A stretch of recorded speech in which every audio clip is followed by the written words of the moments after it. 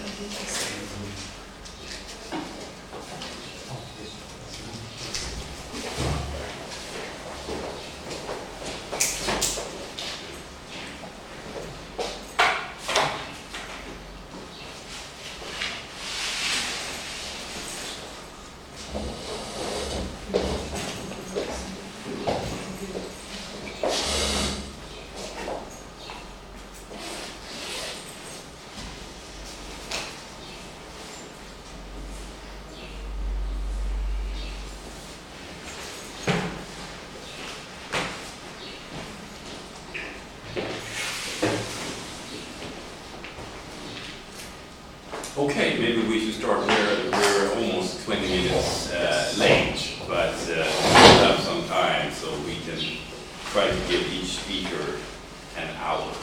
And I will, when it's 15 minutes left, I will tell you that. So we always have a chance to have a discussion. So when I say there's 15 minutes left, then you should interpret that as pretty much time to quit now.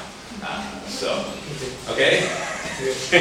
So, Mathieu, the word is yours, and the title of your lecture is Between Approaches to the Distinction Between Atheism and Theistic Conceptions as a Problem of Atheism. Definition. Right. The word is yours. Okay. I'm going to talk about the problem of atheism definition, and I ask you to pay attention to my presentation rather than text of my paper, because structurally it's quite different from information in my paper, but sense is still the same. It will be useful to use the presentation to understand my position. My aim is to construct some groundings for productive dialogue between atheistic and theistic positions, and so I try to search the reasons why it isn't so nowadays. Let me start with the list of errors of atheism suggested by Angelo Carlet. I agree with this position, but it's not all the errors of atheism, but I think it's plausible. First, atheists attack only classical Orthodox theism, in which God is seen as omnipotent, etc. Second, atheist thinks that there are only two options, either Orthodox theism or atheism.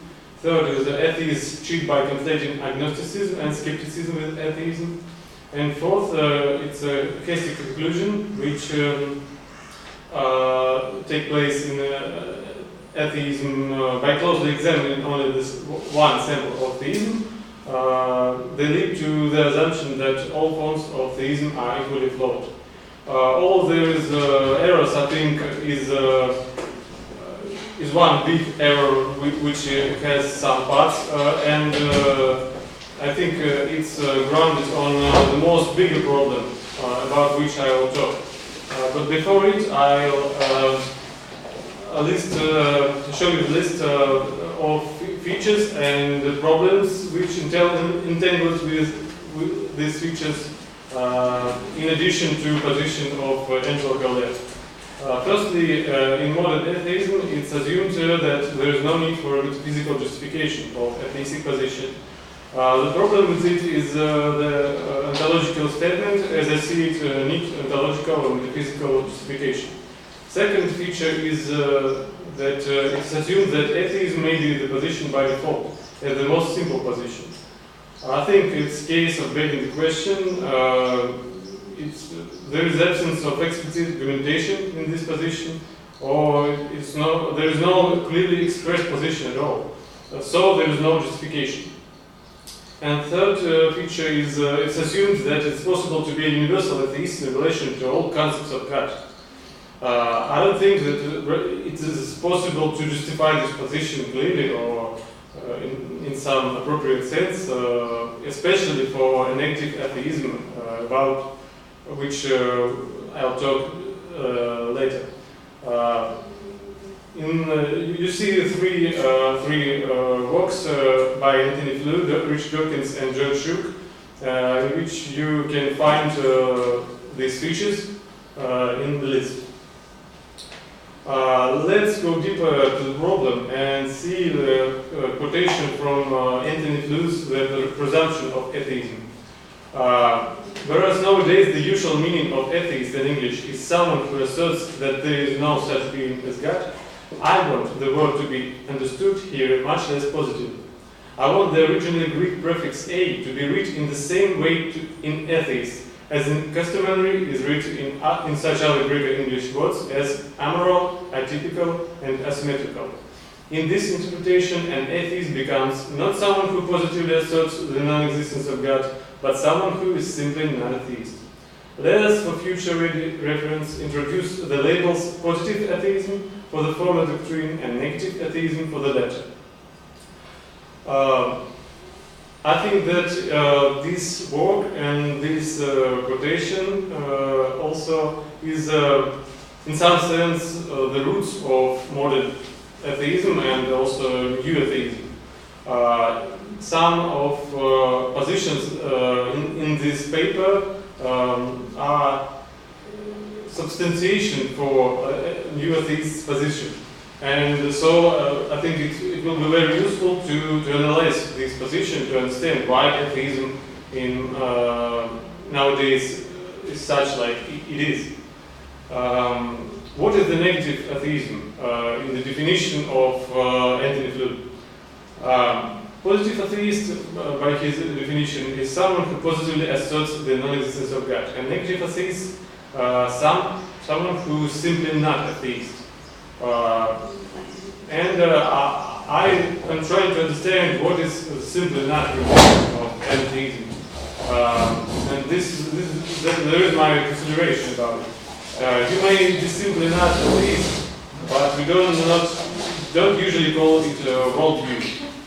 I think that this simply not addition to word atheist it excludes the naming of this position as a worldview as not a contradictory worldview. Second, you cannot come to the conference of physicalists, for example, with the position that you are simply not a physicalist if it's not justified. It's not productive, it cannot be even a discussion in this case. Third, no meaningful, relevant statement will follow from the fact that you are not atheist, especially if you're simply not atheist, without any justification. If you did not add some positive to it. Fourth, negative atheism, or simply not theism, lacks its own positive content, so it requires a theistic context in which the negative content will make sense.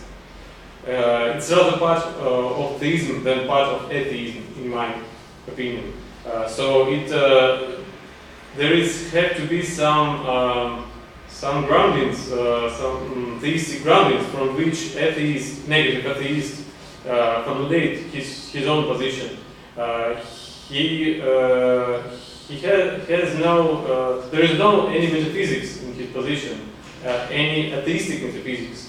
So the metaphysics in his position should be theistic to construct his position from this. Atheism can be defined in terms also of ontological and epistemological approaches. The ontological approach considers atheism as a proposition God does not exist, and the epistemological approach regards atheism as a propositional attitude, a mental state held by an agent toward a proposition God does not exist. As I think the ontological approach is decisive, and the ontological basis is always implied in one form or another in a discussion of atheism. Even in the situations when the participants of atheism call themselves only epistemological atheists, because all the atheistic and theistic positions is about the existence or non-existence of God, and existence needs some ontological statements. Is atheism primarily a negation, as it trying to show us, as Anthony Flew tries to show us? Atheism could be positive and negative variations, and as I think positive atheism can be both ontological and epistemological, and negative atheism can be only epistemological, because it's a feature of negative atheism that it cannot include some positive statements, so it cannot be positive, and ontological statements need to have some positive sense. So, as I think, ontological positive atheism is a philosophical core of atheism, and epistemological positive atheism is an epistemological consequence of ontological positive atheism. But what is epistemological negative atheism? I think that it is epistemological criticism of theism, but it's a big question what it is, what is the nature of epistemological negative theism. But my answer is such. When this term began to be used widely in the European tradition, it meant the rejection of a particular God. It's very interesting because the Greek pagans called Christians atheists, and Christians called pagans atheists also. Firstly, atheism means that it godless, in the sense that someone who don't accept concrete God, concrete definition of God. So if you are not accept God in which I believe, you are an atheist towards my position, towards my theism. And as I think it's an example of positive variation of theism, when your God contradicts to my God, you are an atheist towards my position of theism. So, why is I think that model problems of atheism and primarily primarity of negation of negative atheism leads from a discrete approach towards the definitions of theism and atheism. We ask, does God exist? And got only two questions answers to this. Yes, it's theism, and no, it's atheism. There is no options to pose any position that differs from these two parts of bipolar structure. If you are, for example, a pantheist, where can you pose your own position? It's not theism in all senses, and it is also not atheism in this structure. And as I think that pantheism is atheism towards theism, classical Christian theism. So there is simply no place for productive discussion and diversity of positions in this approach. So, what is the solution? We need to formulate the new approach to the classification of theistic and theistic positions, which will reveal the hidden contradictions of negative atheism, and will allow to take into account all versions of both positions to make the discussion more productive. And that's the decision, one of variants of decision as I see it. we should complement the question about existence of God with the question, we should reformulate the question to do God and universe exist? It's do God exist and do universe exist? And then to ask how do they interact? And there is, you see, different options to answer this question. And it's, let's start with the answer, there is only God. It's a theistic solipsism, God and the universe both exist. It's classical theism. There is a questionable position, polytheism, which can be posed, as I think, both in between pantheism and naturalistic pantheism here. But some types of polytheism, I think, may be posed also between classical theism and pantheism. So I think that it's a questionable problem, but I think that you should know about it. But I post it here because I think that's more plausible. Next variation is God is the universe. Then God is the laws of nature or the laws of universe. It's naturalistic pantheism. The next question is there is only the universe, metaphysical naturalism, and the last option is neither universe nor God. But it's this example is only for to show all the picture of Voronezh. It's not the case that I'm going to talk about solipsism at all. It's only to give you all picture of all variations. If you suggest some other variations, I think that they can be posed between this position on this continuum line.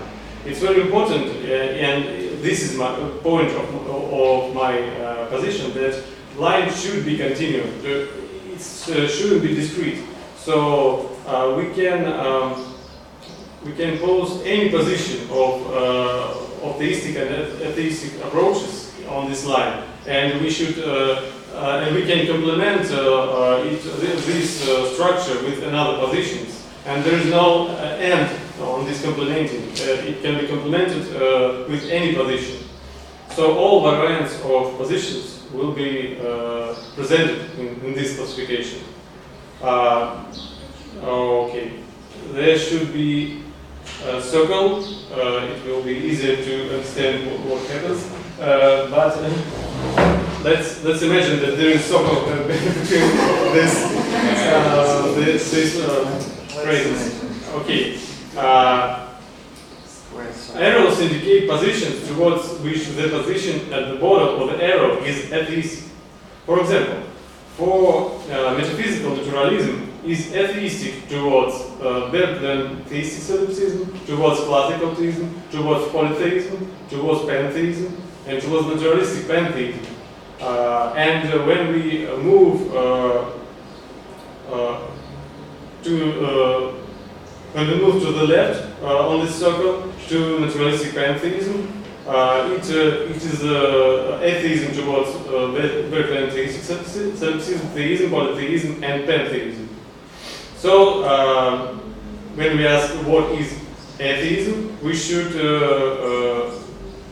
choose from many variations. Also, pantheism, for example, can be an atheism towards three of these positions.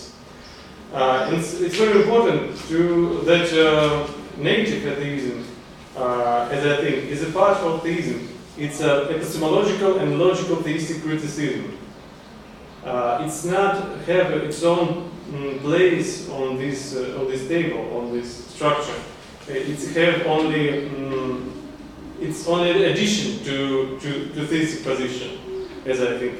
And positive atheism can be posed in different variations on the left side of structure. It can be atheist as a metaphysical naturalism, atheist as a naturalistic pantheism, or maybe atheist as a pantheism, and other options between them.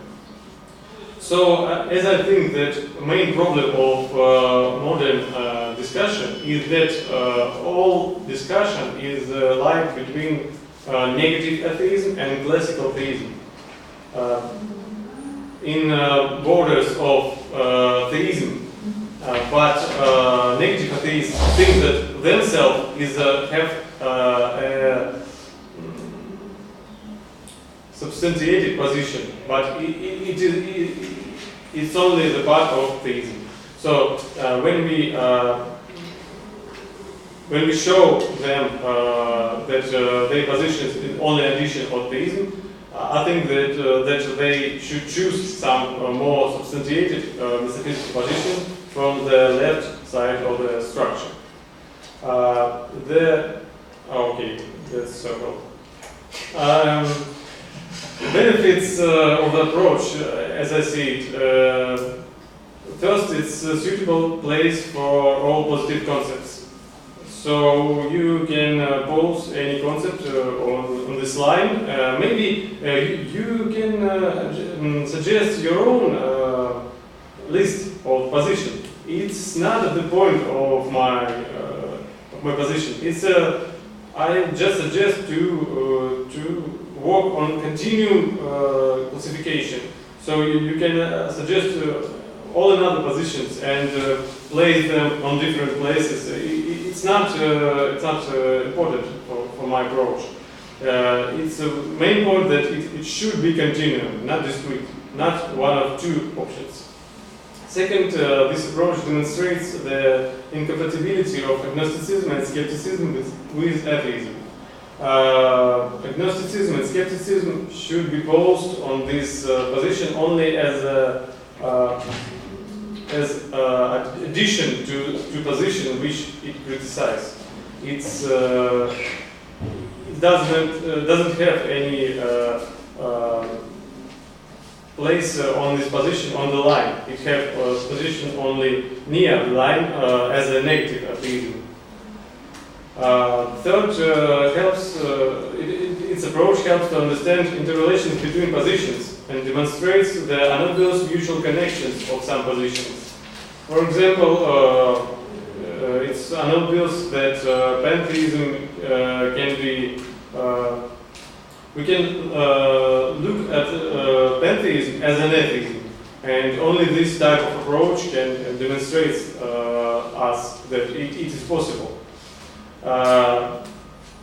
Fourth, that approach demonstrates impossibility of global atheism. So you cannot pose your atheistic position in such a way that it will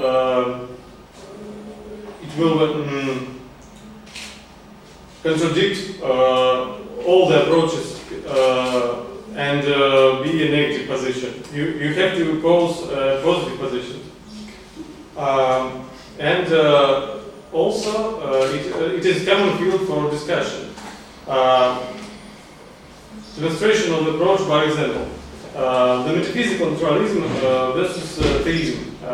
The existence of supernatural God will be denied by the metaphysical naturalists because the existence of the supernatural is denied. It will be the one group of arguments and one line of discussion. And the existence of an intra-world God will be denied by the absence of empirical natural evidence. It will be another group of arguments and discussion. So these lines should not be mixed when new atheists say, for example, that they say that, for example, we don't have any evidence of God. It's a second group of arguments. But they do not go to the metaphysics. They do not have some physical statements to discuss the supernatural at all. They cannot discuss the supernatural when they have no any philosophical instruments for that. So they have to construct their own metaphysics with some position on supernatural, or they have to take the metaphysics from theism, and then they will be they will be dependent of theism, which they criticize. So that's all. Thanks for your attention. Thank you. Wonderful. We have plenty of time to discuss. Anyone else? Go ahead, Paul. Thank you, Matej. We are not making a history of philosophy. At just one point, what you term Berkeleyan Sleptsova. Because I know that it was a mistake, false, this term. It's only for illustration. It's a type, when I construct this table, I ask myself, is there any position which excludes the existence of the world in some sense, and which pose the existence of God? And I found that Berkeleyan theistic solipsism is sound on this way.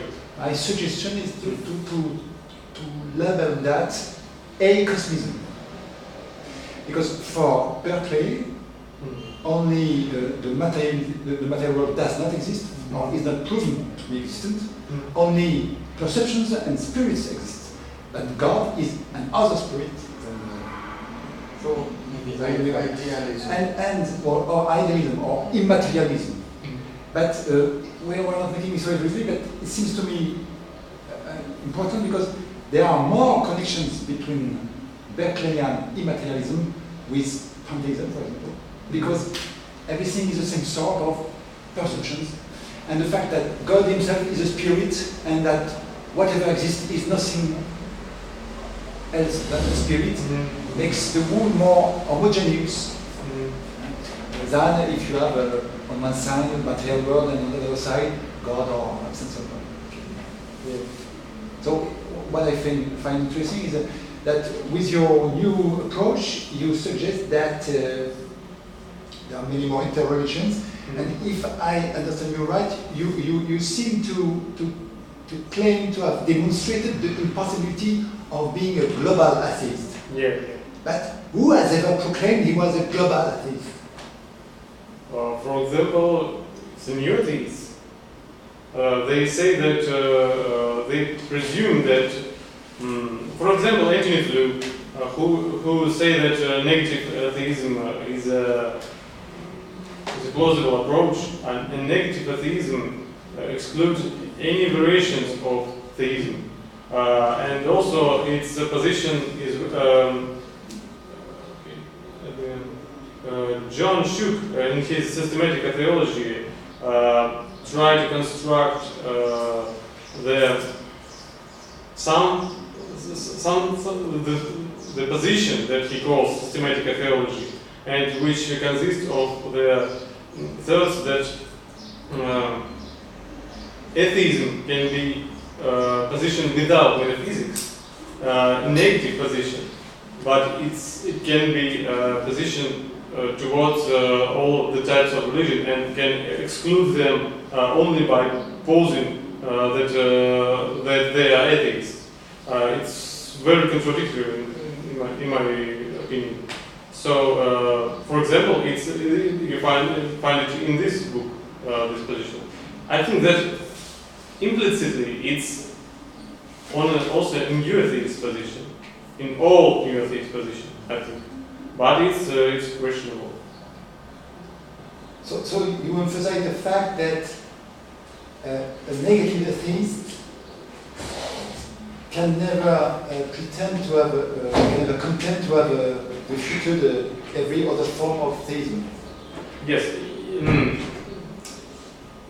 They should exclude every variation of theism. So it's a very long list to exclude. And they cannot say, I'm an atheist, global atheist, and then shut up.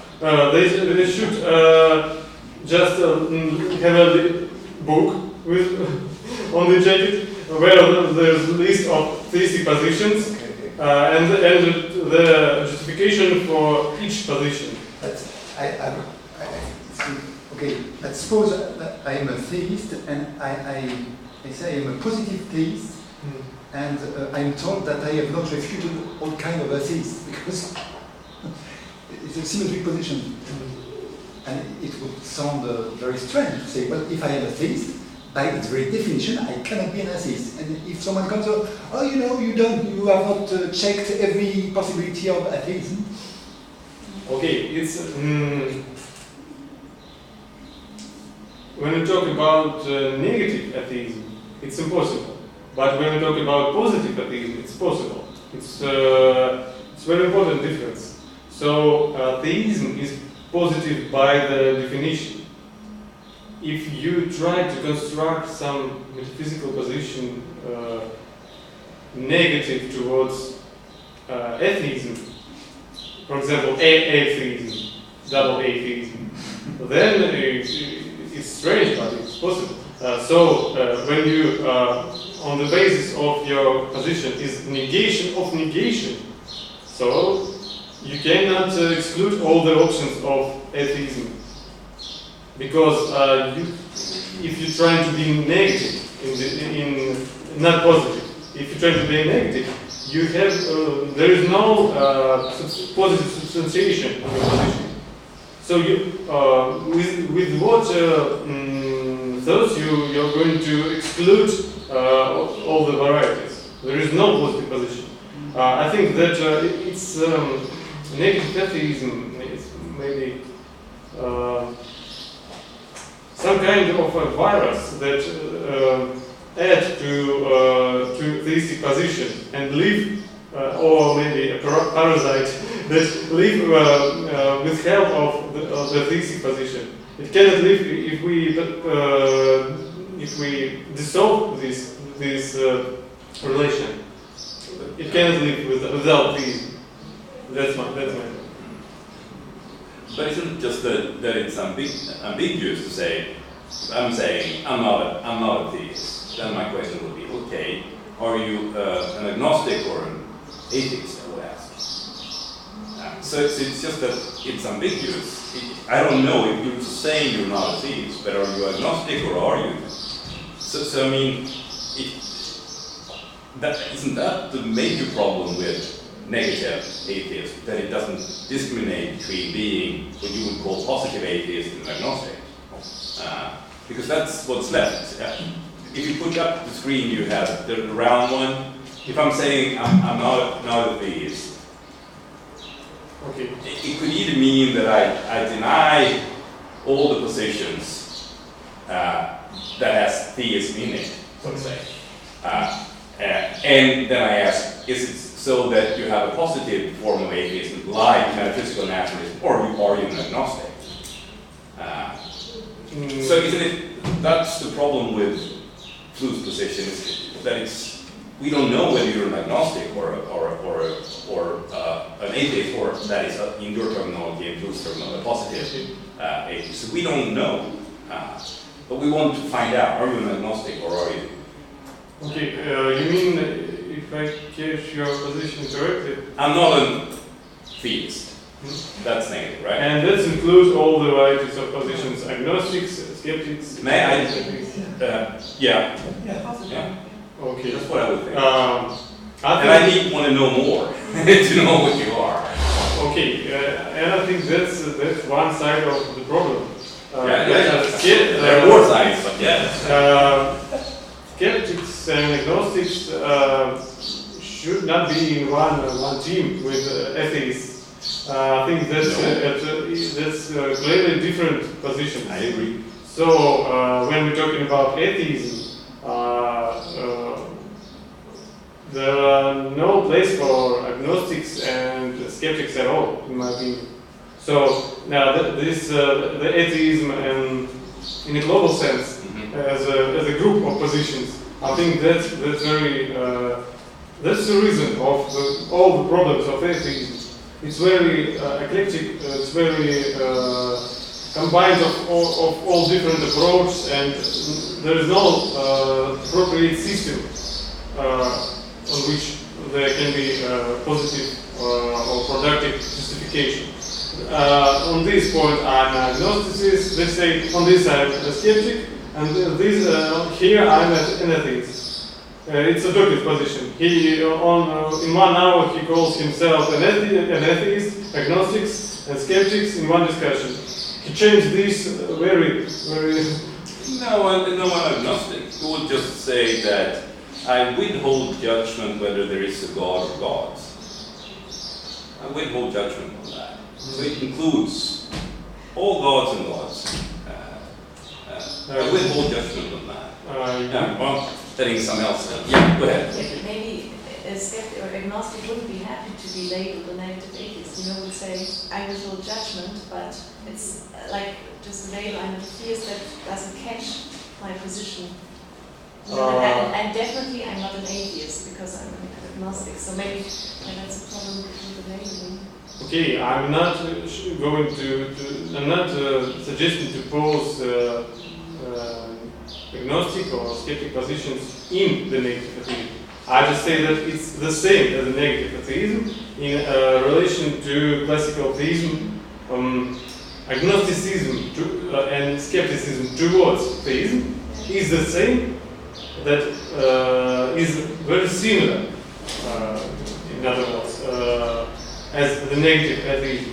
Its similarity is based on the negational basis. It's negation. I think that skeptic or agnostic shouldn't talk about theism and atheism at all in a discussion.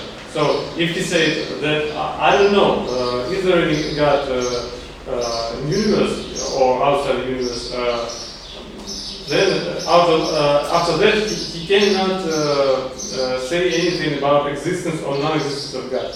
It's not different positions. He just switched his position when after calling himself an skeptic, he going to talk about atheism. You should just yes. shut up. Yeah. Well, okay, In that's some sense. okay. Maybe just another little clarificatory question to positive atheism. You said there's an ontological atheism and the epistemological. And you said in the side note the epistemological atheism is a consequence of the ontological atheism. Yes, yes. I was wondering if it's the other way around. Like if there has to be one person who has some whatever epistemic attitude to the proposition God doesn't exist, holds it for true with certainty or with less certainty, and then there's the proposition God doesn't exist.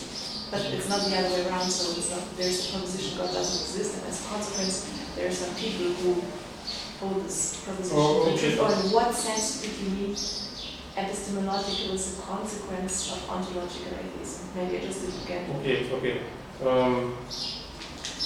It's about, I think that the main part of the discussion, the main missing part of the discussion is justification. So a justification of atheism should have any ontological statements. And even if you are epistemological atheist in epistemological sense, you, as I think, you should presuppose some ontological statements when you say that I have a mental state towards position God does exist or God does not exist. You use the word exist, so you talk about ontology in some sense. Okay. In this sense, maybe I think that it's not explicitly, but you cannot have any epistemological position when you are not presuppose that some ontological level exists.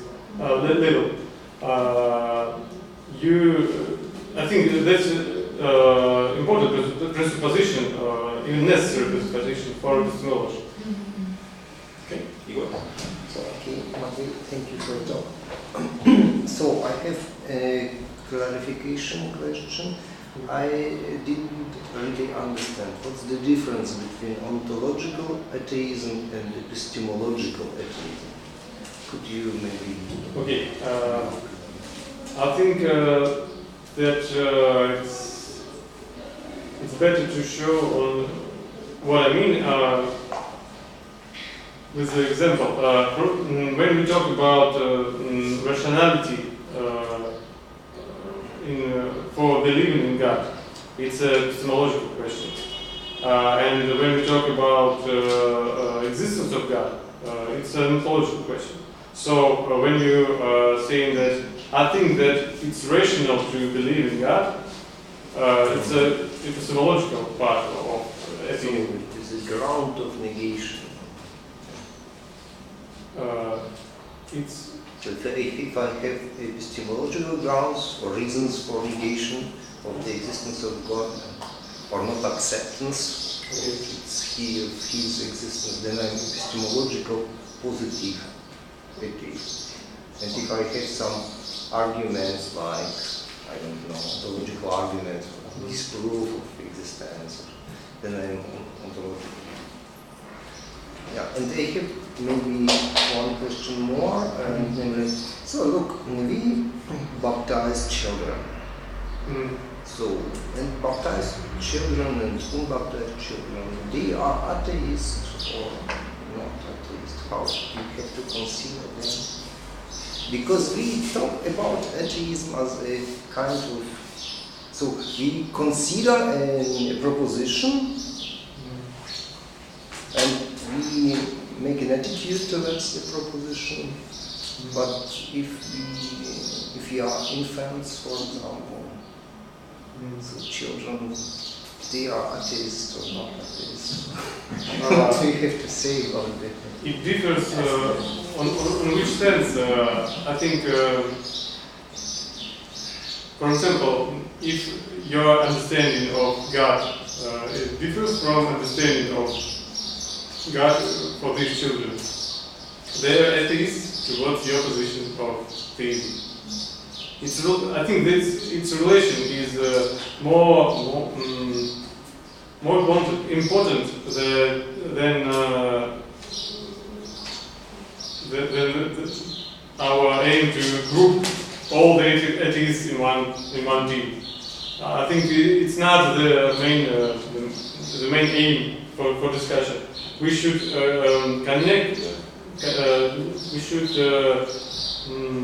search the relations between different positions, and in this sense, it's more useful to understand in which sense they are atheists in that case. So, if to answer this question, I have to know your position about the existence of God, and then their position about the existence of God.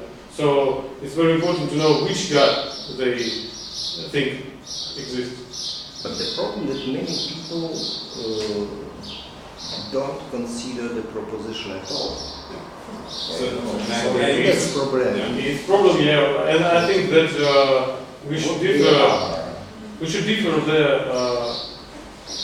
dialogue part of atheistic, theistic problem, and the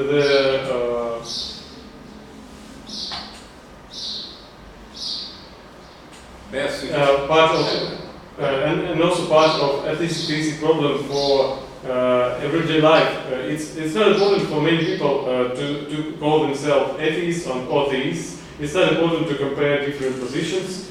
But if you are going to construct some dialogue, you should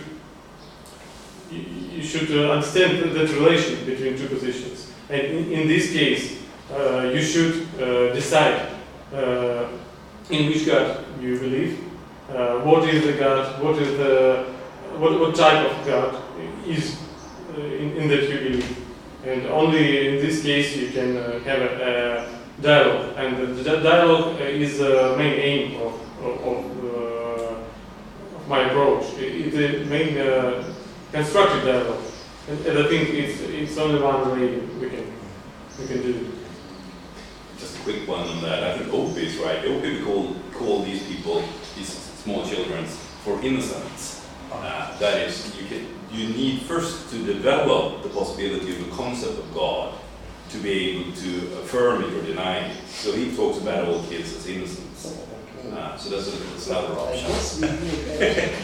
already controversy between Christians and Very people like Audrey. Because they are not atheists, they're Christians because of the baptism. Yeah, that's good.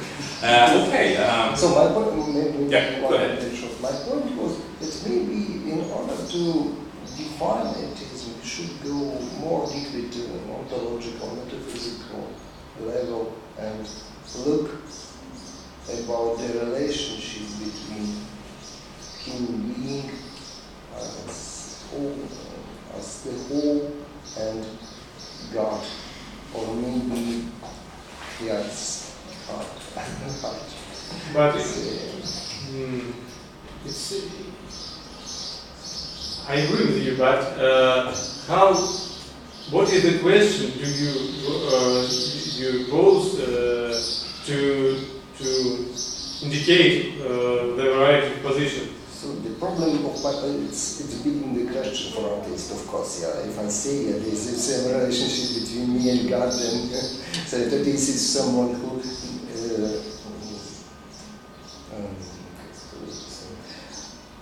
declined his relationship, then I'm already atheist. Yeah? And no atheist will see in these terms the problem. I think. Yeah, okay. Okay. More questions? I was wondering about one. Did you mean that we should kind of keep the atheistic label also if you're a particular theist and deny the existence of another God, then we should continue talking like they did back in the Roman Empire about Christians being atheists in certain ways? Or is that what you meant, that we should keep that terminology? Or because I think we should not do that. I mean, when somebody say like this, no, God is not like you think, God is ... then that's not an atheist. Then we have different opinions about what God is. So you're not an atheist. We should keep atheist term to those that deny that God or gods exist, not the people that have different conceptions of God. So I think it's just ruined the whole discussion if we're starting to introduce local atheism in different places. I think that I'm worried about if we would introduce such a. But maybe you didn't say that. So okay. It seems to be okay. I have an answer to a question. It's maybe I didn't pose it clearly that these two answers, do God and universe exist and do they interact, is not suppose that you are going to ascribe the God in some sense outside these questions. It's the main one of the main aims to not describe God as a characteristics of God. I don't mean that. You should explain how God and the universe interact. What I mean about when I say that. For example, there is God. It's very simple explanation, and do not take it as it is.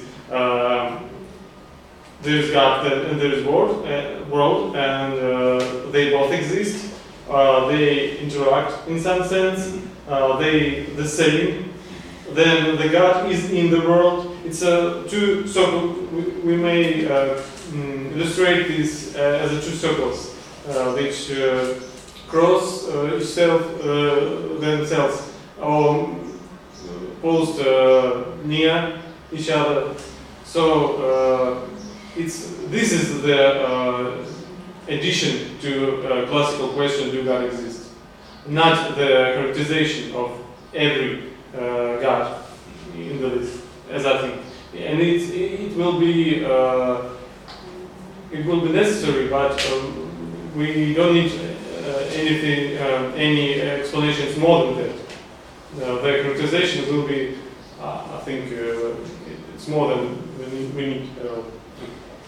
I find it relevant to keep this use of atheism between two theistic different persons, because of course, the controversy depends upon whether the two believers or the two metaphysicians agree on the description or only on the reference. If I believe in Zeus and you believe in Elohim, we could say, oh, maybe those are two names who refer to the same and one being. And we discuss, oh, okay, we see that. We may have minor differences. Yeah. Zeus made the thunder, Elohim doesn't make the thunder, but it's not so important. But there might be a level or a limit beyond which it is not possible to think of those two deities as two different descriptions having the same reference. So it seems to be relevant to keep this interrelation of labeling of atheism. For example, I could consider that it is contradictory with the idea, with the very idea of a God that brings lightning and thunder. And so I would say that the one who believes in Zeus is an atheist. I agree with you. The comparing positions of two polytheists, for example, or comparing the position between Muslims and Christians. Yes, it is a good example. For example, if I have many discussions with them, if one of them tell me it is impossible that a God incarnates, so he would consider me like an atheist, because if I believe in a God which becomes incarnate, it is not God. It is not a God. The description cannot be co-referential anymore. But if you have just minor disagreements, we are both theists. Okay. But what is major disagreement? Maybe, I'm sorry, maybe just pagans goes, Zeus and so on, but not atheists, but pagan religions, and that's all. I think my aim was to construct more wide and broad position of atheism, and more positive than negative. I think that positive variations of atheism are more the quantity of atheism variations in positive sense are more than quantity of atheism variations in negative sense. And dialogue in modern atheism is like the atheism is only negative. And that's my aim, to show that it's not the case, that atheism is primarily a positive position, and then only then a negative position. And so the different traditions of believers in a monotheistic God will not differ from each other in my conception. They will be on the position of classical theism. They all will be theists of some type in my variation. But if you suggest any other questions to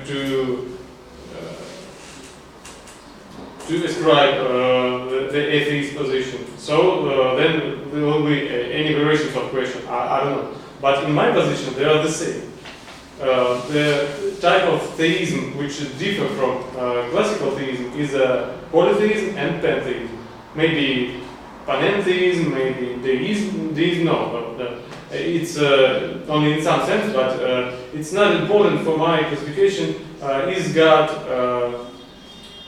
got some business in the world or not? It's not important. It's more important how they interact in a global sense, how they exist as one substance or exist as different substances. I think that's more useful classification to construct a dialogue.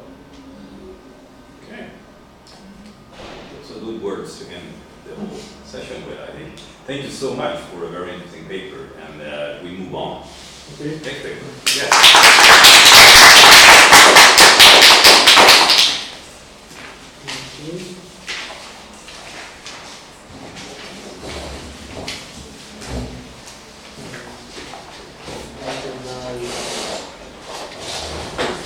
Use computer. Yes, but we can just stand.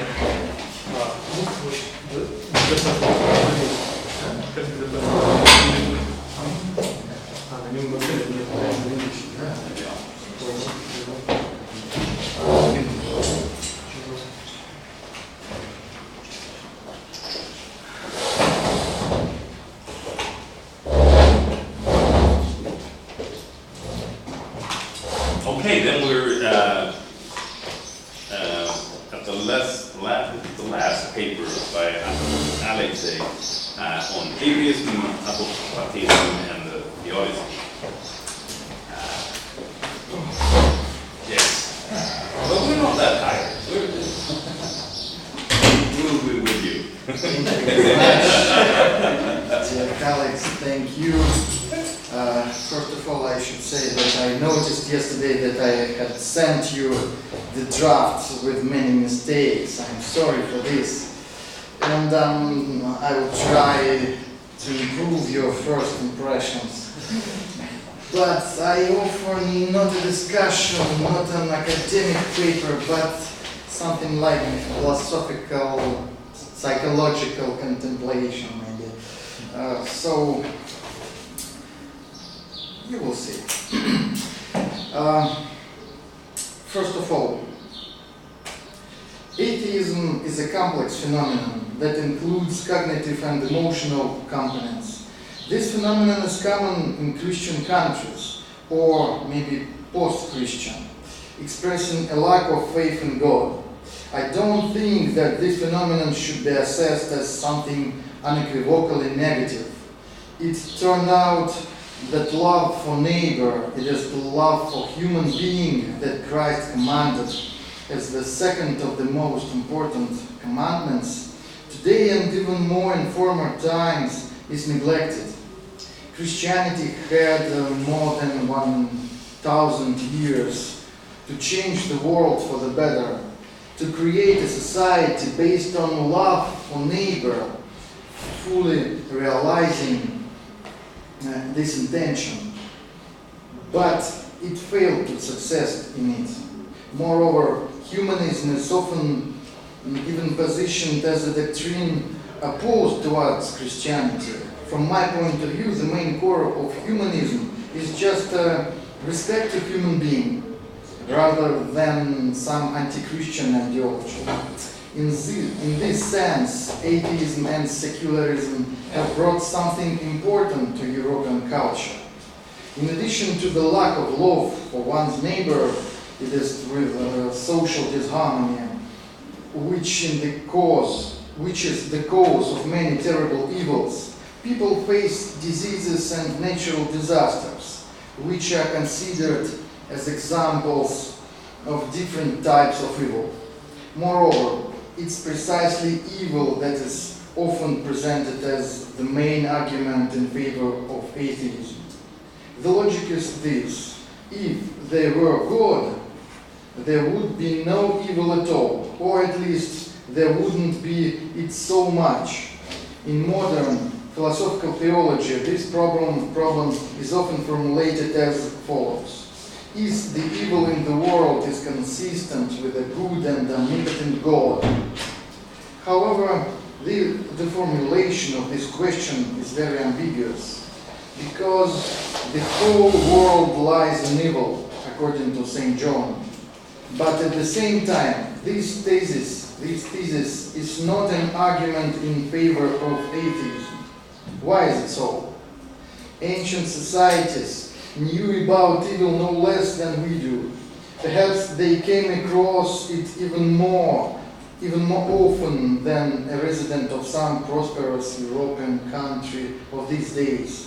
For example, the main procedures of Byzantine surgery is cautery and amputation. I doubt that any of modern people would like to be operated on by such a surgeon. Nevertheless, people didn't become atheists even in the absence of social guarantees, antibiotics, and normal medicine. This is so today. There are no atheists in war, in hospices. The problem of evil has always existed, unlike atheism. Why is it so? Why do people who find themselves in extremely difficult situations often believe in God and even avoid atheism, which it seems must follow from the presence of evil, from the contact with it? Let's consider this problem from a different side. If the problem is formulated in such a way as mentioned above, it is the evil in the world is consistent with a good and omnipotent God, then it's obvious that such a formulation implies a certain interpretation of the concept of God. The minimum condition here is he must be all good, omnipotent, and omniscient, because only in this case there is the problem of reconciling the existence of such a God and the existence of such a world that lies in wickedness. At what point does the problem arise?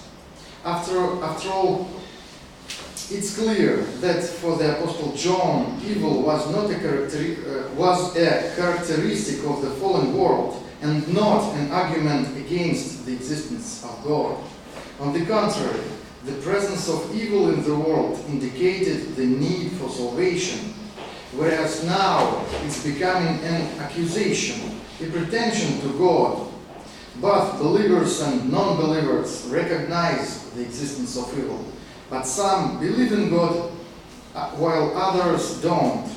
Encountering evil makes some believers and turns others away from faith. Why is it so? I think because atheism is not simply a rational phenomenon.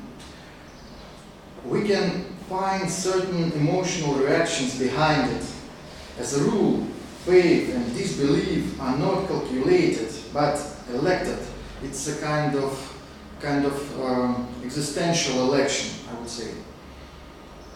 And this choice is connected with the life experience and expectations of a person on what the life of a believer or unbeliever should be.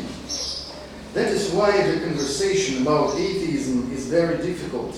This phenomenon is deeply personal, but any academic discussion works with objective forms of knowledge. Therefore, for example, the argument from religious experience in the epistemology of religion is often eliminated.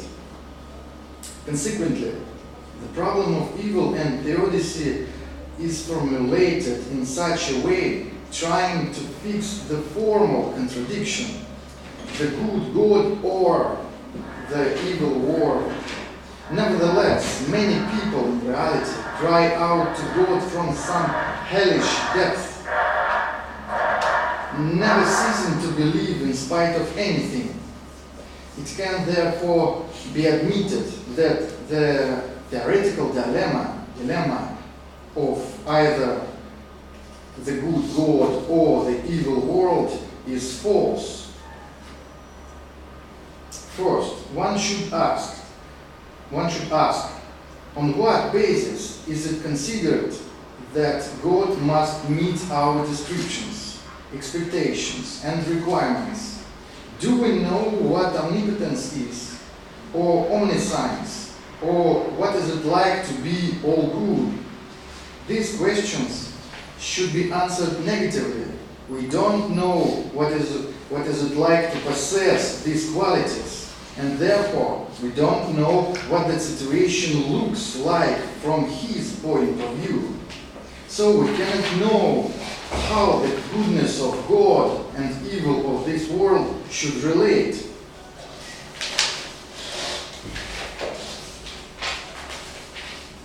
But we know something else. Christ says, Are not two sparrows sold for a penny, and not one of them will fall to the ground apart from your Father? But even the hairs of your head are all numbered. Fear not, therefore, you are of more value than many sparrows.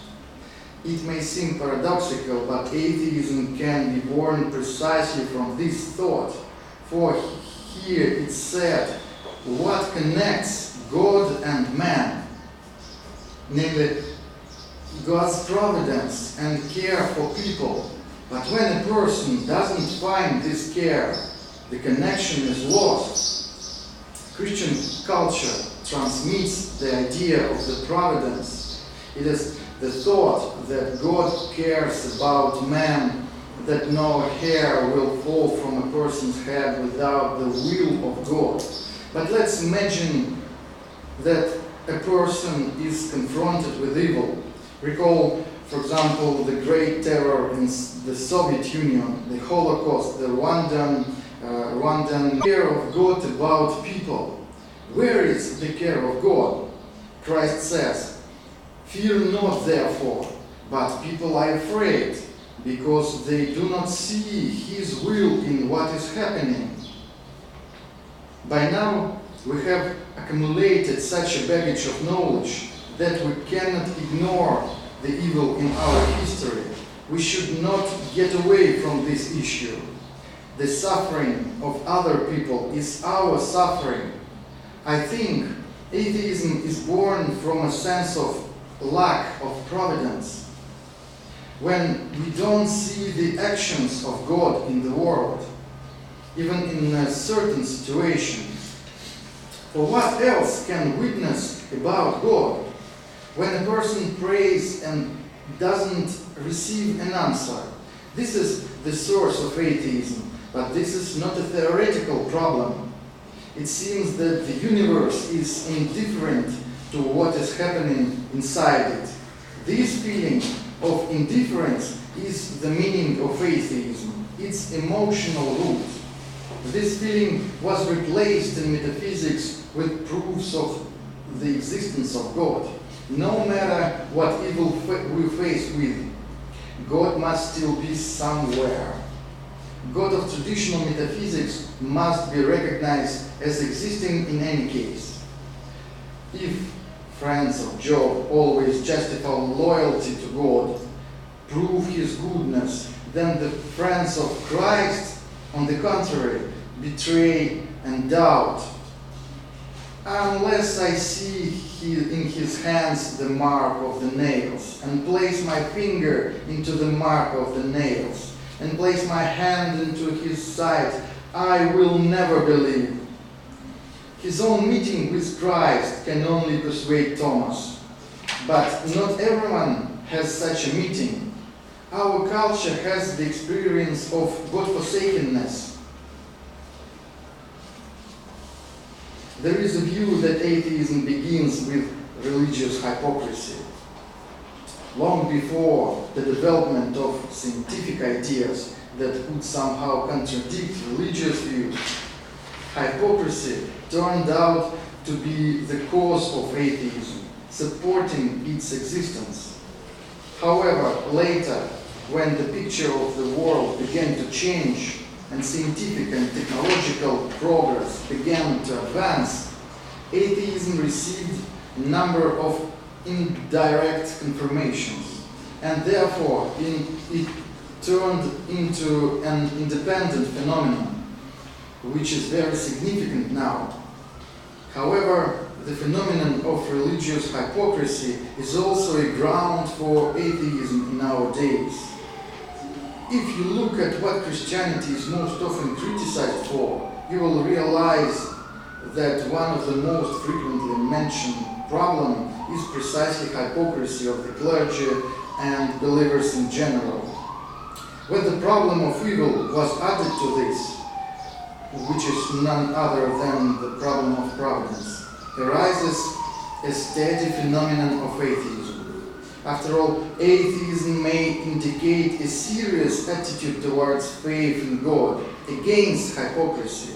However, At the same time, atheism, in a certain sense, confirms the correctness of apophaticism, of apophatic theology. The experience of atheism indicates that God is not given to us, that He is hidden, that He is nowhere, and that we cannot find Him or prove His existence. And the words of Christ, that God takes care of us, are not supported by our experience. It happens sometimes what we really don't want. For example, we lose people we love. It hurts us. We pray God to help, but listen only silence in response. Silence. Atheism can be born from this silence. However, this requires certain conditions. For example, when Job demanded an answer, he didn't cease to believe. His understanding of reality didn't make him give up his belief in God. But a modern person who was brought up in a certain scientific worldview defines this situation as an indication to the absence of God. If He doesn't manifest Himself in some way, then we lose the foundation for believing in Him. Perhaps various proofs of the existence of God are needed precisely to fill this void, to fill the silence with your own words. If God keeps silence, then we will speak. Theologians write so much as if they feel that if they stop, silence will prevail. Nevertheless, this silence of God can witness to the terrible divine greatness, His otherness, and the justification of apophaticism. If God is truly great, His human wisdom is nothing compared to Him, then this is exactly how the situation should look. Silence may indicate the greatness or absence of God. We not only think evil, but also undergo it. Thinking about evil presents it as a theoretical problem, but to a large extent, evil is an emotional one. First of all, people suffer from evil, feel evil, experience it, being in its essence only a destruction of good. Evil is an ontological problem. In addition, if thinking about evil is not an epistemological problem, but an ontological or existential one, if the Odyssey has emotional dimension, then it's untenable as a theoretical problem. But being emotional, it's unsolvable by logical means. Nevertheless, we think of God, our culture has a definite theory of God, which determines our attitude to faith. I believe that the theory of divine inherent to our culture can support the development of atheistic views. For clarity, I will give an example.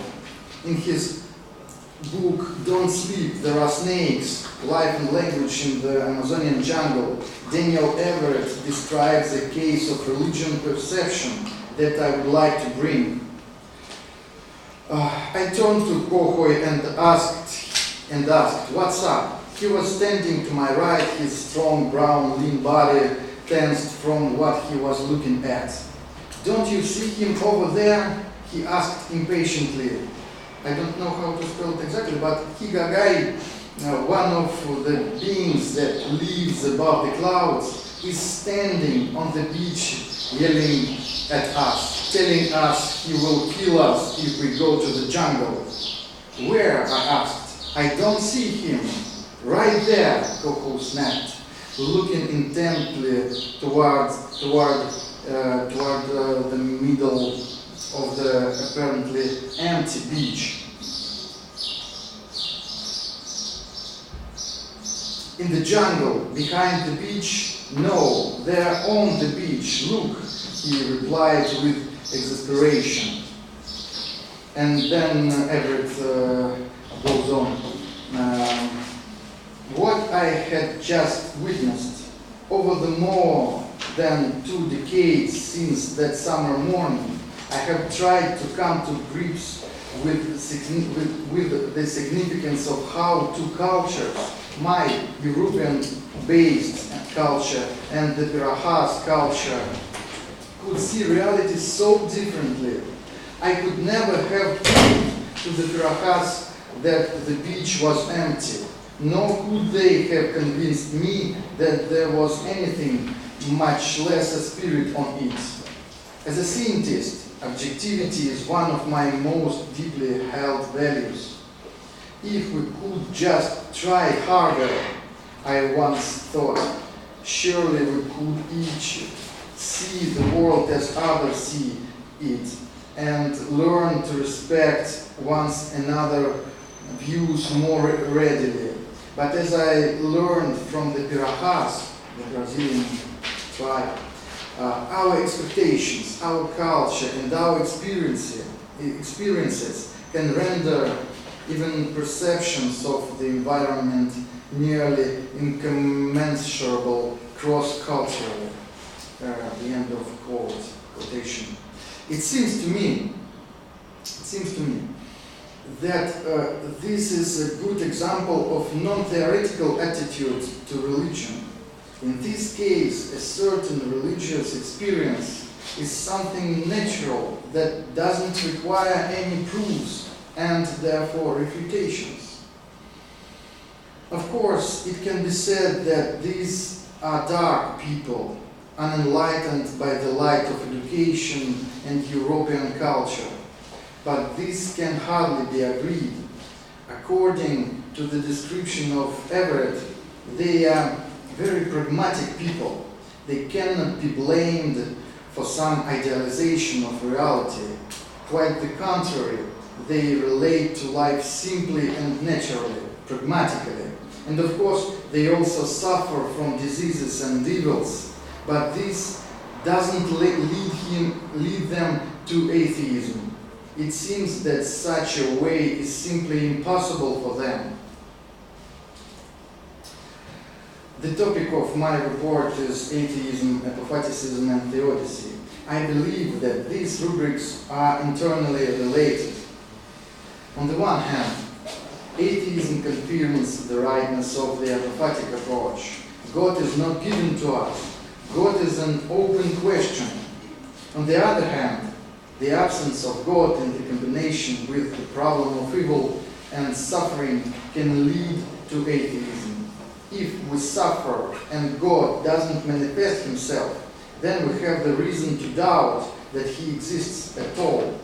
Yes, God can be thought of as transcending any being and existence, but when we confront with the problem of evil and theodicy, the transcendence of God, the silence turns out to be intolerable. Being on cross, Christ screamed, my God, why have you forsaken me?"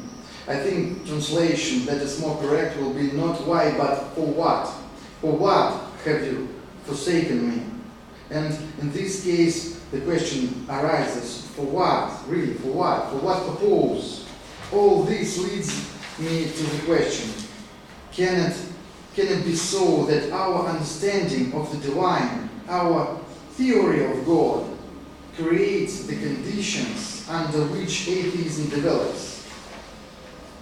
Perhaps we can talk about purifying atheism as Simone Weil did. However, what could atheism purify? Our theory of God? But too often, nothing follows this purification. As a result, we stay either with atheism or with some pagan gods.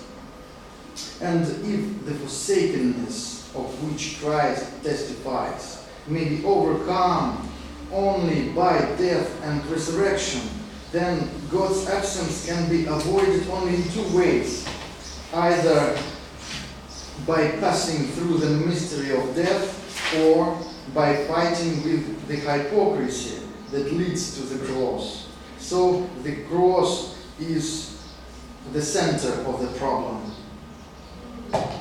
Thank you. Okay, thank you very much. Anybody wants to? Yes, Paul. My impression is that you are not Alexei Gaginsky, but Alyosha Karamazov. Thank you very much. I would like to welcome this kind of intervention, which is quite unusual in a conference of philosophy. I'm sorry, but combination Alyosha and Ivan Karamazov. But nevertheless, you address some points that can interest philosophers as such. And in your conclusion, but also in the course of your talk, you seem to imply that a personal suffering conjoined with God's silence or God's concealment is argument for adopting his existence. Mm-hmm. I do not wish to deny that it is what happens every day. Mm-hmm. But I wouldn't say it is an argument. It is a reaction that I share. If my children die, I will probably abandon my faith in God. Mm-hmm. I hope I will not do, but I can't be sure. And I would like to say that the time of suffering, the time of evil that you undergo, is not the time for argument. Richard Swinburne put it very elegantly: people in distress need comfort, not argument. So I don't think there is any inference from suffering to the absence or concealment of God. It might be an impression, it may be the way you express your suffering. God has abandoned me, I have cried, I've shouted against the heaven and no one came. So it's not an argument. And my question is, in your text you say various proofs of God can fill the void and the silence. And here, I don't believe the last word of that, because try to comfort someone with an argument to God.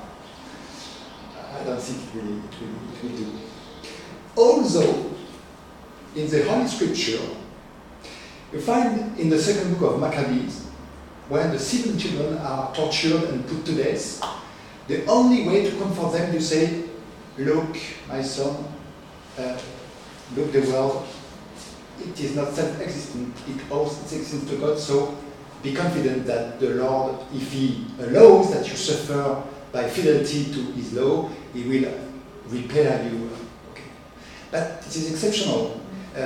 If one of your neighbors or one of your relatives is hardly suffering, it's not time for a lesson of metaphysics from the cosmological argument. So, what did you mean when you wrote and when you say that various proofs of God can fill the void or the silence? One of my friends has just lost a child of 18 years. Will I tell you, oh, I come back from Moscow, there was a conference on atheism? I didn't do so. No, certainly not. Why did you say that?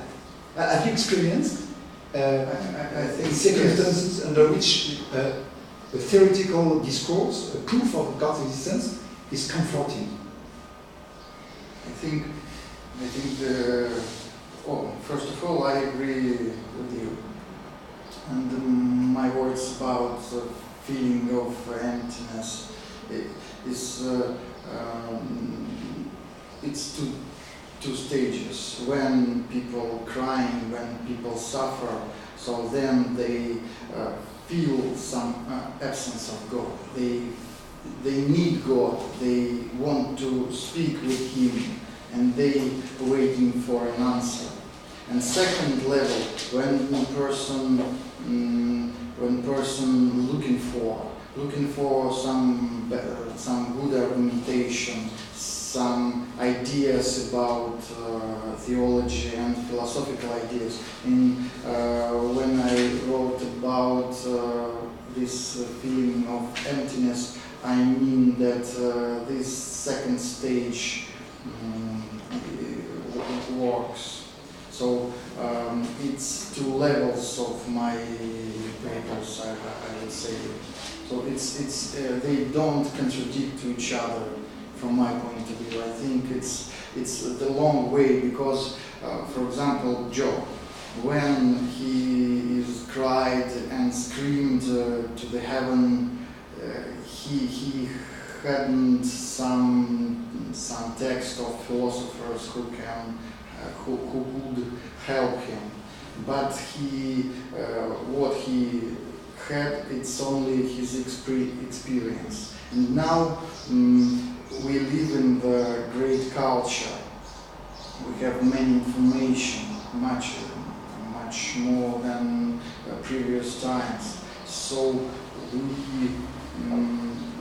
we are looking for not only our experience, but also intellectual experience. And these types of experiences can contradict with each other, or they can be combined. So.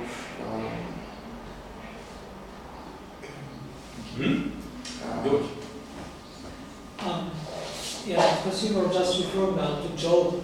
It seems to me that the philosophers in the book of Job are exactly his friends, because they are telling him, right, there must be some guilt, you have done something wrong. So they are always looking for some explanation of Job's suffering, and only Job is saying, no, I'm not aware of any such like big guilt that I deserve all this suffering. And if you look at the book of Job, God is never providing an answer to Job. God is somehow showing himself to Job. It's the longest dialogue in the Bible to a single person, that's in the book of Job. So God is never speaking as longly to a human than to Job. But he's not giving an answer to the why of suffering. And I think that's a very wise account. The Bible is not telling us, it's not giving us a solution to the problem of evil, at least not form of an intellectual or theoretical account why there's all this evil. God is just, all what Job gets is this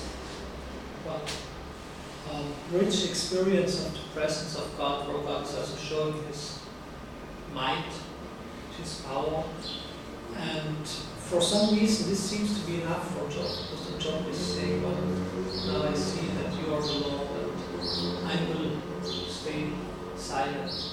So maybe there is no justified, or there's no really satisfactory theoretical account to the problem of evil. It was what the book of Job tries to tell us is that that's the attitude of faith is just to stick to God despite all the suffering and despite of not getting a proper theoretical explanation.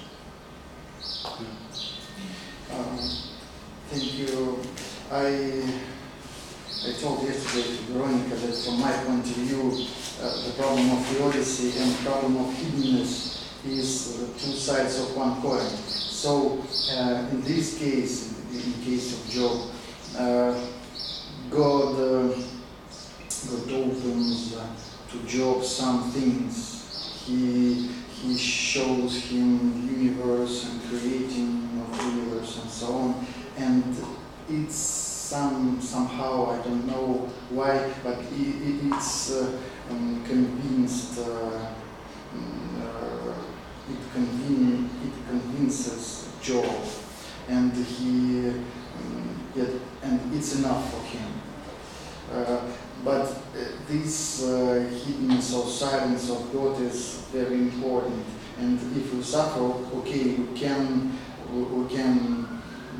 agree with it. But if we know, if we have some experience, if God is not hidden for us, but if we suffer and if He doesn't open Himself to us somehow, maybe it will be rain or thunder or and so on, or something else. We don't feel maybe not we, but some persons don't feel that that this suffering is meaningful, and meaningless suffering is terrible. We can agree with only with meaningful suffering, I suppose.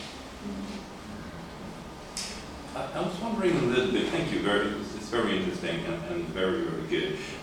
I was wondering a little bit what kind of conclusion you would draw. So I'm just suggesting something here. I mean, you argue that, and you convincingly show, that there are deep existential dimensions underlying the controversy between atheists and theists, right? And from that, you seem to draw the conclusion it is quite rational to respond in the way the atheists do, but it's equally rational to respond in the way the theists are doing. So both positions, from taking into account these existential dimensions, are rational attitudes to adopt. And then in the second stage you're saying, but it's not just that. Actually, should theists reconsider their understanding of God, they should, due to these facts, also leave behind their classical theism and embrace absolutism. So would that be your conclusion? I was just wondering what kind of conclusion we should draw. To be honest, I have no conclusion. It's because God is an open question. If I had a conclusion, I wouldn't write this text. I would write another, more optimistic text. Well, but you don't now have... it's a question. I will try to objective to make my thoughts more to distribute my thoughts. Yeah, but you give us these thoughts, which are very interesting and very good, and then you can do it in a very tentative way. End up with a kind of conclusion. Where would this assumably lead us, in your view? Then we would kind of get to where you are right now, where you want to lead us right now, and then you can say, well, maybe I mean, we need to reconsider all, and I might in 2 weeks come to a different conclusion. But we kind of need your guidance close up to the end, and you don't have to be optimistic, and you don't have to be very certain about it. But we kind of need, so I get these hints. Well, you got a hint that seems like you say that both groups here it's a rational response to these existential dimensions. But moreover, you seems to be also suggesting that theists might have to reconsider their understanding of God, move from classical theism, thinking that God is omnipotent and perfect and so forth, to some form of absolutism. And I think you can say that kind of gently, but maybe that's not what you. But that's where it seems to lead me when I read and hear you. I can offer maybe one solution. It was hint, but maybe I have to say about it. I have an idea about theodicy. It's idea of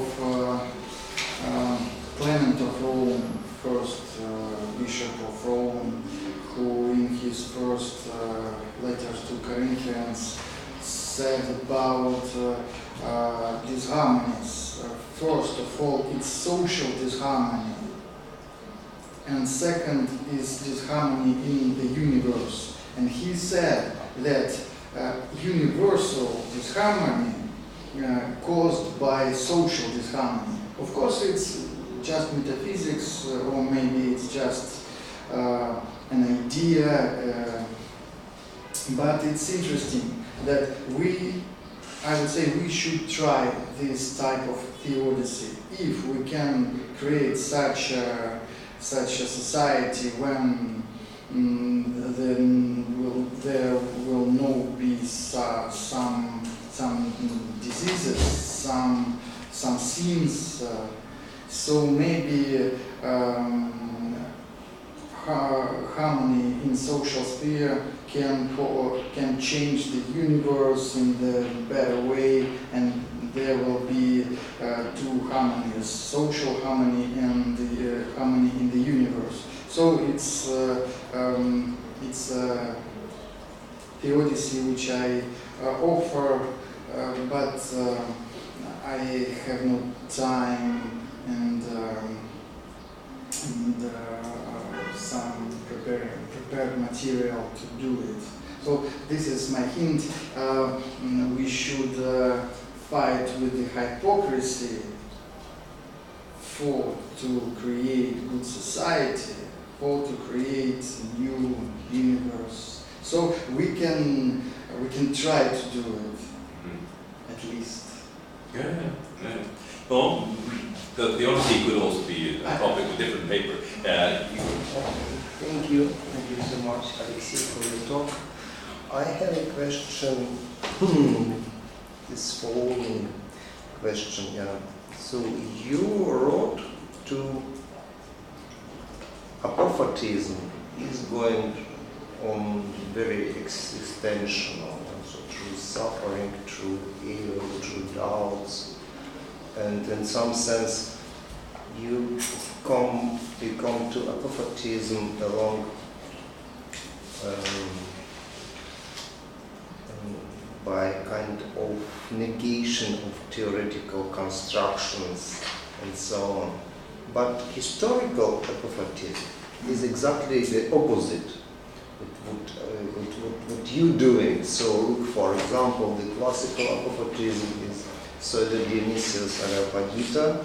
It's highly theoretical, and exactly he tries to prove that there is no ego at all, and all what we take to be ego cannot be ego.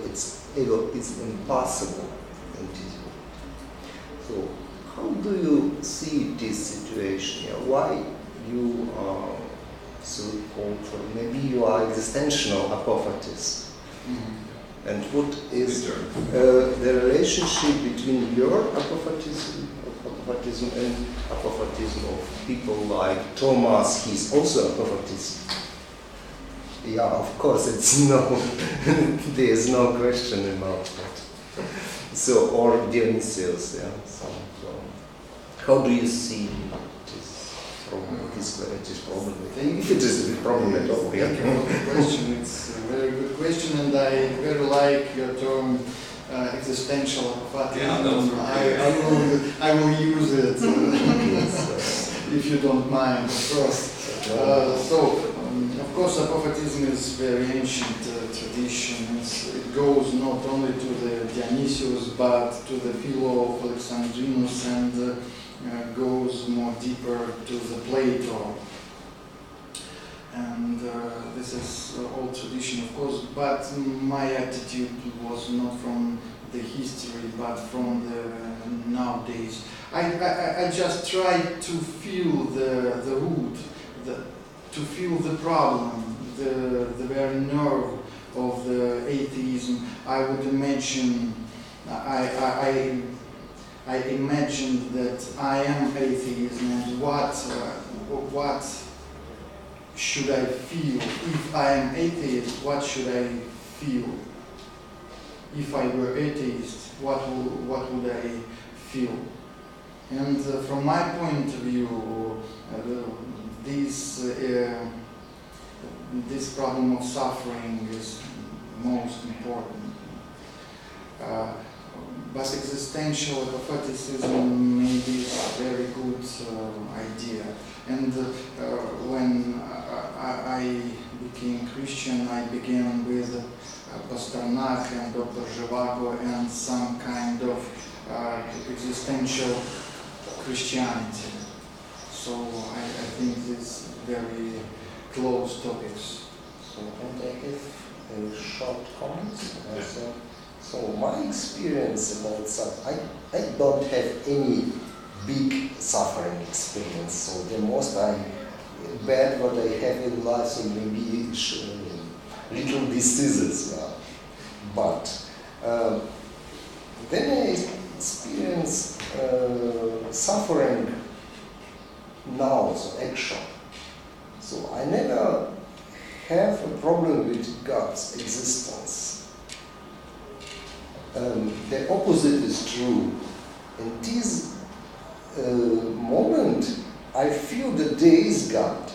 And in some sense, your own report, your own words, support my position, because you see, there is no atheists in war and in hospital. And so, but I would say, if I try to reflect on suffering, then I am more probably to come up the idea that there is no God, or something like atheistic. It's maybe not exactly my case, but I guess. So, for example, the intellectuals after the World War II come of the idea that Holocaust is a disprove of God's existence, for example. I don't know if in the concentration camp themselves they hold this idea or not. I don't know, but or if I try to escape some suffering, and maybe I don't like that there will be some suffering in the future, for example, and some suffering will come again, and then I think so that evil, in some sense, presupposes the existence of God. And because the existence of evil presupposes the existence of God, because we understand what evil is only against the background of the existence of goodness, of good. So, and then, because we afraid of suffering, afraid of evil, we say, yeah, so like material, today's people. So if there is no God, there will be no evil, and so the anticipation or memory of evil lead us to negation of God, but not the suffering itself. So this is just a comment. I don't know if it's good or not good. It's just a comment. I would comment that from my point of view, if we believe in God, so there is a problem of suffer, of evil. If we don't believe in God, there is no suffer, because evil is something natural. It's something which it's part of the world in which we live in, and we can't accuse anyone for this evil. It's just part of being. So, but then how you see that in some sense the problem of evil is the argument against God's existence? If it is, then it's really bad one.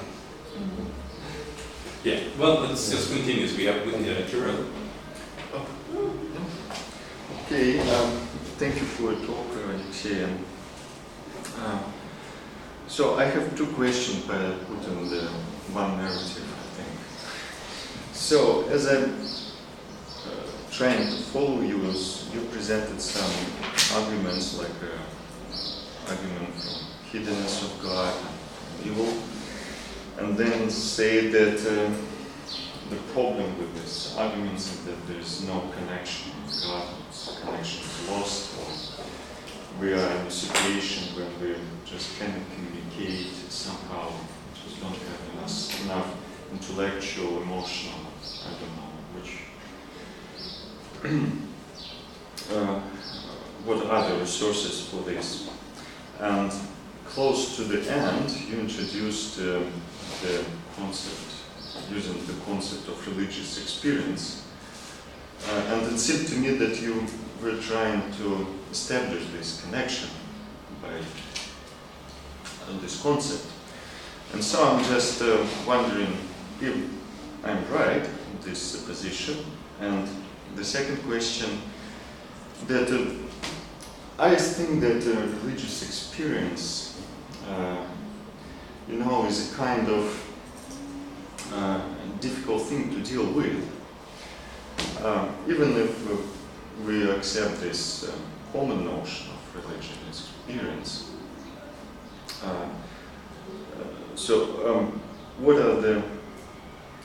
What the problem is how to recognize this experience and how to try to conceptualize it, or even if you just feel that there is some presence, so before any substantial conceptualization, you need some resources to recognize that there is a presence.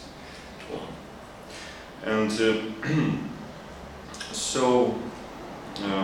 the second question is that I think that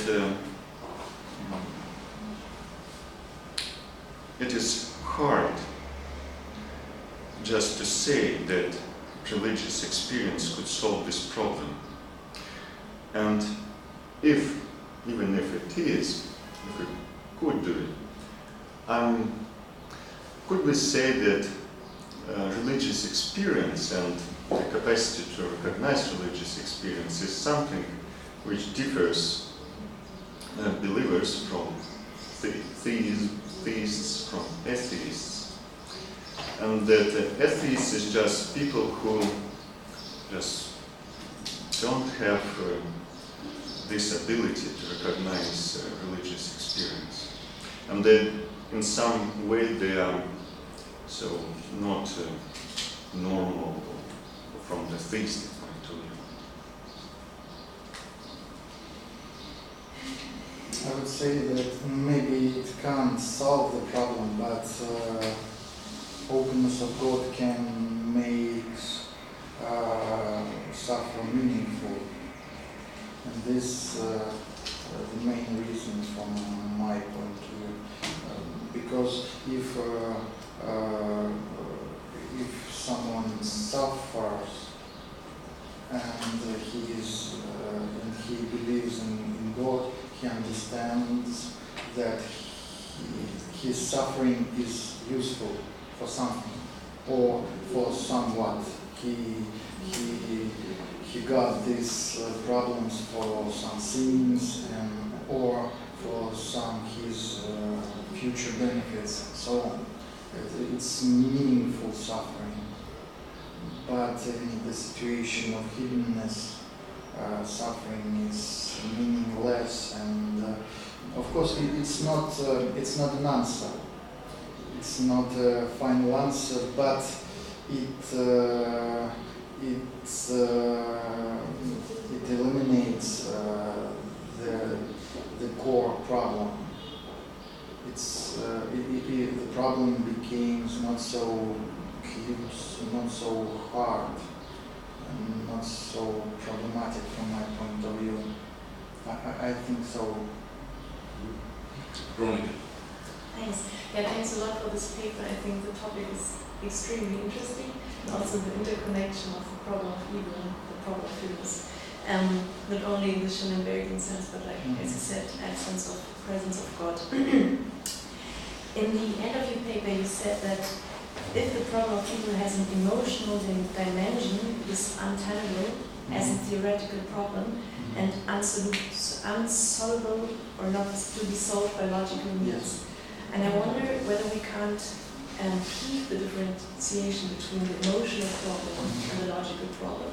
Logical problem being the incoherence, existence of God as evil, and the emotional or existential, I wouldn't call it maybe the ontological one, but the existential problem, suffering, like experiencing evil and then feeling that this is incoherent with the existence of God.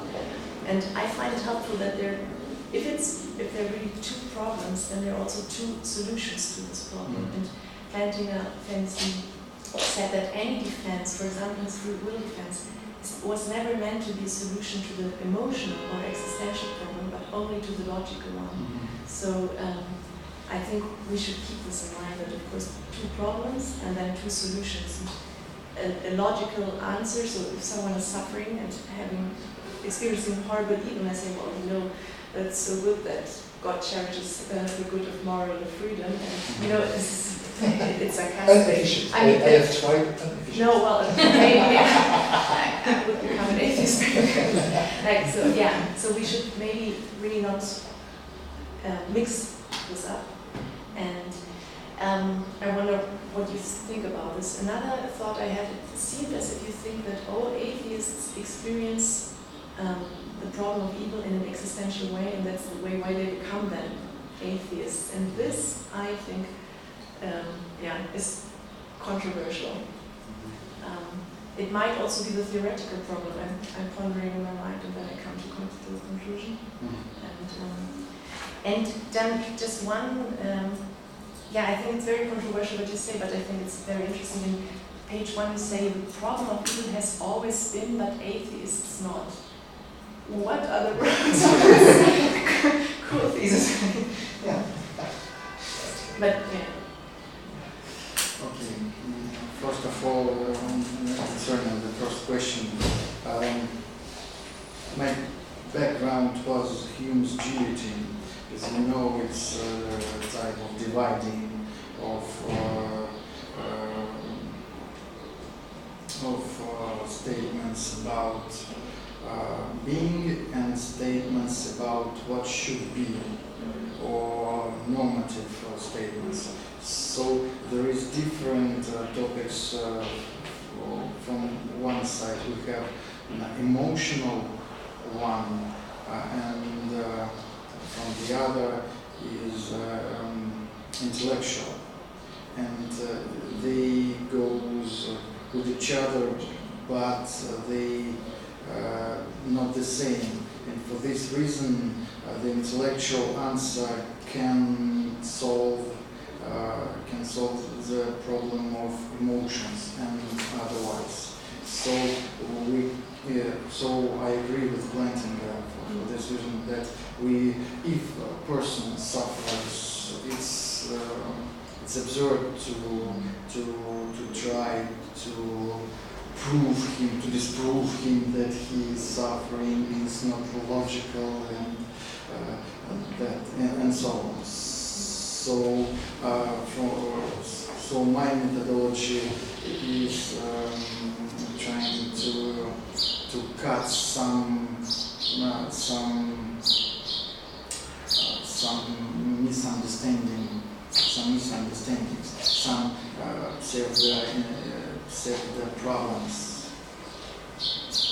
and maybe theodicy is not a theoretical problem at all, from my point of view, and this idea I try to explain. Second position about atheist and it's in the beginning of atheism. And I agree with you, not all atheists are so honest, and not all of them are looking for God. And for this reason, but when person don't like God, when if you say, for example, about God haters, so I can say nothing to such people. I don't understand for what reason about what we can talk. So I just thought about such persons who want to find God, but they want, but they can't. Or they, for some reasons, weren't able to do it. And third part is about the atheists. It's a question of my style. style.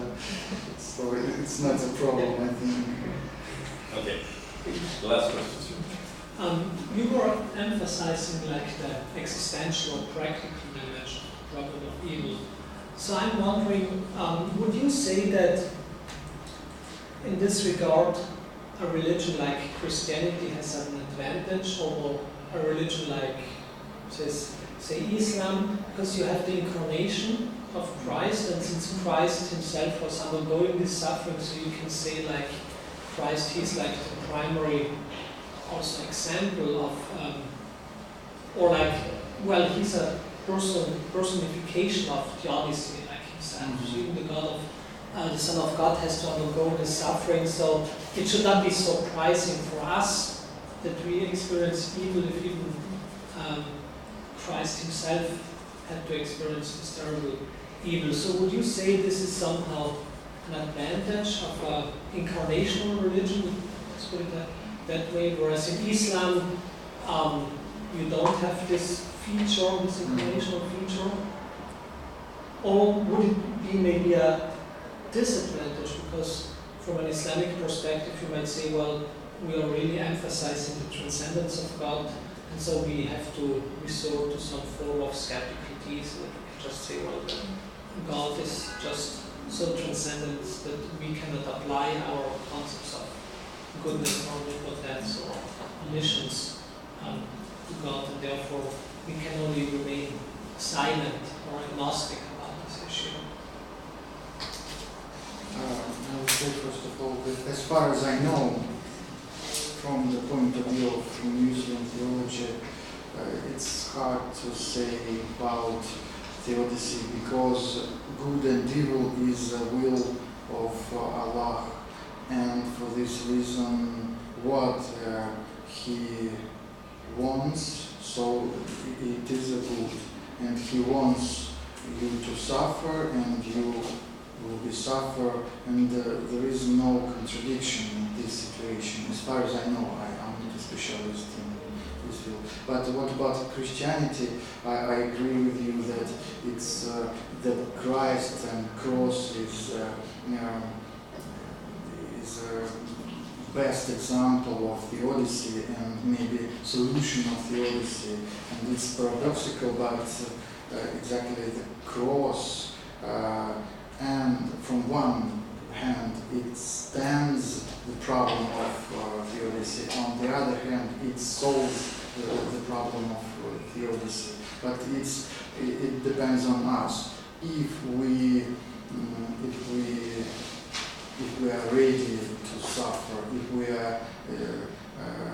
we agree with such religion dogma, I would say. So I think you are right and I'm right.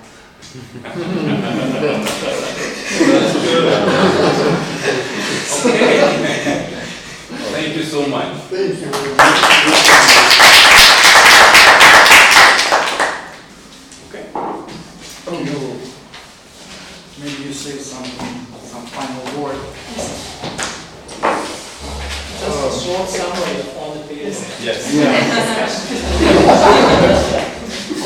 Main points. 50 or 50. 15 points. Yeah, okay. That should be no problem. Yeah, there's something difficult because something unpredictable.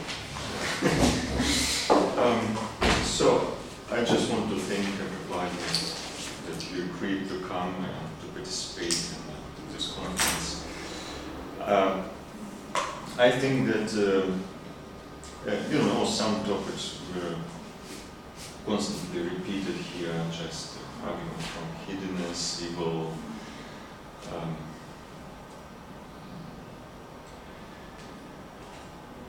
What else? I just believe that there were constructive discussions, and we tried to put the question in the title of the conference, not just concentrate on the type of atheism or something, but to force you to think what the arguments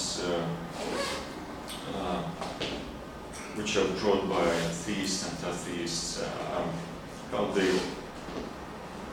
they work, how do they support each other, doesn't support, and what methods they contradict or or not. So to meditate more about the nature of belief and disbelief. And then, so I hope that it was constructive and interesting for you, and I do hope that you enjoyed these 2 days of the tough schedule, 1 hour for discussion and presentation, and 6 yesterday presentations, 6 hours of work yesterday and for today. But still I think that there would be some connections between us, and we'll perhaps continue our discussions, raising questions to each other. And some points about our further steps for today and for tomorrow. So we need to clean a room with Alexei, and so you have some time to just walk here in the building or sit in a small garden or just do anything you wish. Then I have some paperwork with the Department of Foreign Affairs, with your documents. And I think that in 20 minutes we'll be ready to gather together and go to a banquet. And tomorrow we're going to Kremlin, and I think we'll meet at lobby at 11 or 10:30. 11. Okay. It's a long way. If you don't buy, if you want to, I agree with you. So they want. No, if you want, we can meet. The only problem I see now is that Paul is leaving tomorrow, but your flight is at 6 p.m. Yeah? Yes. So, actually, would you like to go by Air Express to the airport? Yes, I will. Yeah. Okay, so you also have time to join us in this Kremlin. So no problem then. So thank you again. Oh, let's discuss time, because I'm not of our company. I don't know if you have plans. How long will it take us, like, to go to the Kremlin? I think about 20 minutes to go there. To go there, and then we will About have 2 hours. 2 hours in a private audience with him, 1 hour. Yes. And the dinner was which Paul will miss. Yeah. But so if we meet at 11, it would be like 11:30, we will be at the Kremlin, let's say, in 2 hours. So there should still be plenty of time that Paul can leave without any rush, right? Yeah. That's right. Yeah. Sounds okay. And where do we meet this evening? Just to be sure that... Should you pick us up at the hotel so we can drop off stuff? Would you like to? Yeah, it'd be good to Maybe have Yeah, so that would be let's meet at the convenient. lobby Yeah. at 6. Yes, At perfect. 6. Yeah, Yeah, perfect. the lobby, yeah, so we can just... Yeah, I can drop Yeah, off that's stuff. cool. Perfect. And thank you for inviting us. Yeah. I mean, it's just been so much fun and interesting and everything, so really, really good. And we'll be happy to come back eventually. So. Yeah, please. That's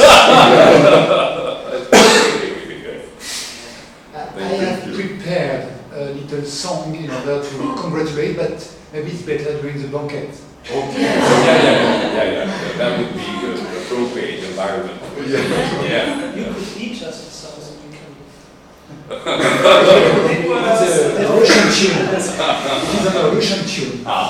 Paul, but if you want The song to of- stay in history, you can record it.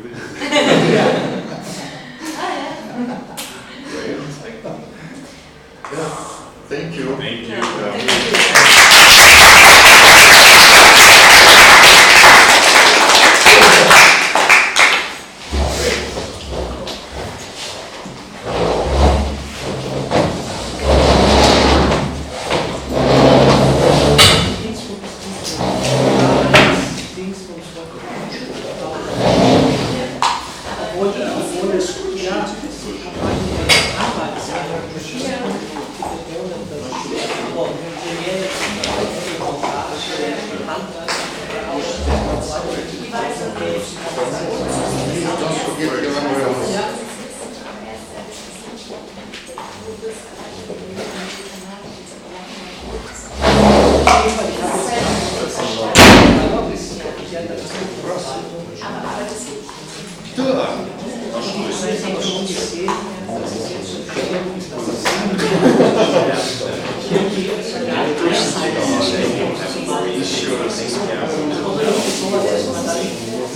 When I'm leaving, you know, I'll see you in the evening, so you don't have to be here on Saturday. So, yes, that's what I mean. So you don't have to think about me. I'm just getting the taxi.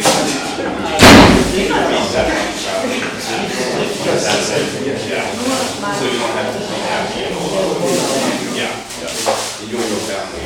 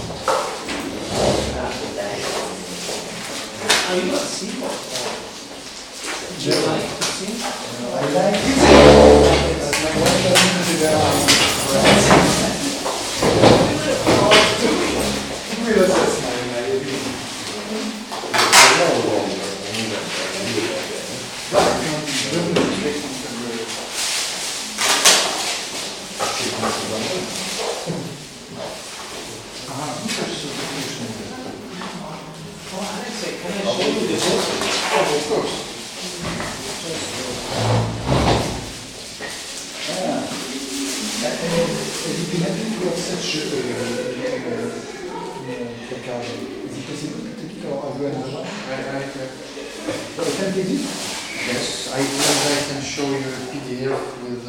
But I prefer that I will put it in my department hall. Then I go here in Moscow and all sorts of the region, so you should do that. I will put it all. Really? It's fun for us.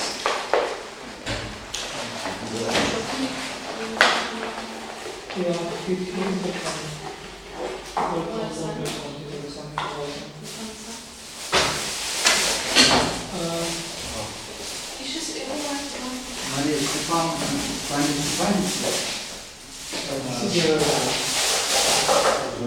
What does it mean, Pani Stepanica?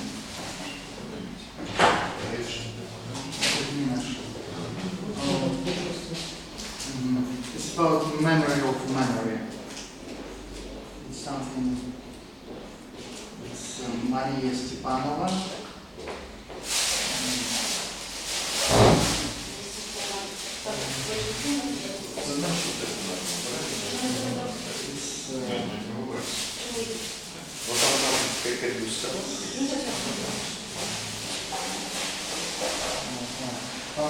About 1,000 tables. And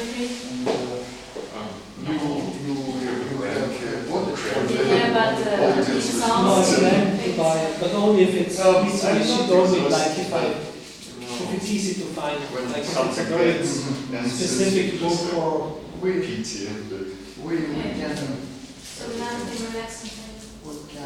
find it in some stores, bookstores. But just if it's, I mean, if it's very complicated, I just tell them what the legend has. So much information.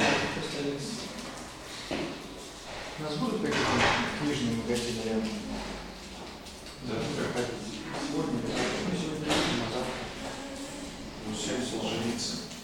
Oh, maybe one. Yes, near the metro, near our restaurant, there is one bookstore, so we can. Just, she was telling me, just if it's not like I'm not going to like half Moscow for finding it. Just No, it's just a good. Yeah. It's not a problem at all.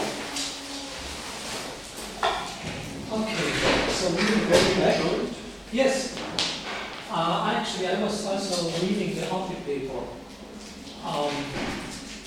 and that would be a good combination of both conferences.